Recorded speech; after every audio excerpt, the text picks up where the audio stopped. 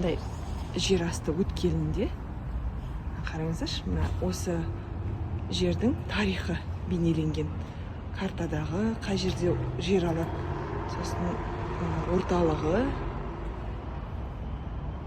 сосын тұрғызу тарихы. Квадрат сияқты. Мына квадрат екен. Үлкен біздерде сауда үйі бар, квадрат деген. Соны қалай салғандығы туралы. Түрлі өндірістері. Бұрындағыры 83 жылы қандай болғаны. Еш нәрсе дұрыс жоқ.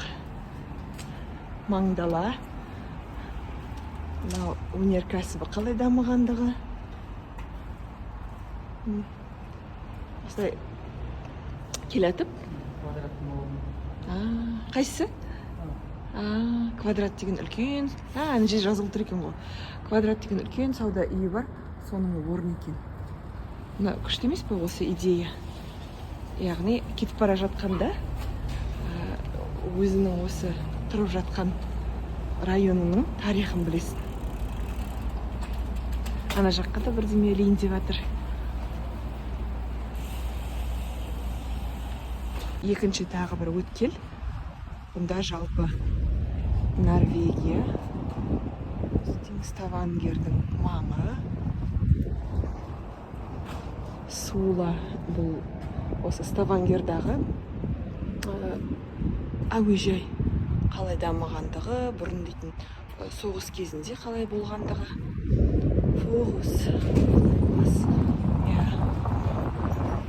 Түрлі ұшақтар қалай болғандығы жөнінде күшті екен. Луға деген районы, Холланд деген район. Сосын тағы бір жердің картасы. Ана жақта да бір 45 жылы 45 жылғы не қойды? Стратегиялық немістердің оккупациясы кезіндегі ма? Солай шығар.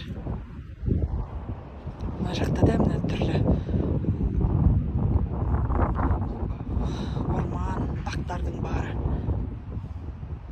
Өзің тұрып жатқан мекеніңді осылайша жақсы танып білесің. Керемет идея деп ойлаймын. Кетіп бара жатқанда адамдар тоқтап, осы жерде қарап, оқып, барлығын танысып, білмегендер. Күшті. Идеяларды осылардан ала беру керек жайлап біздің қазақтарға.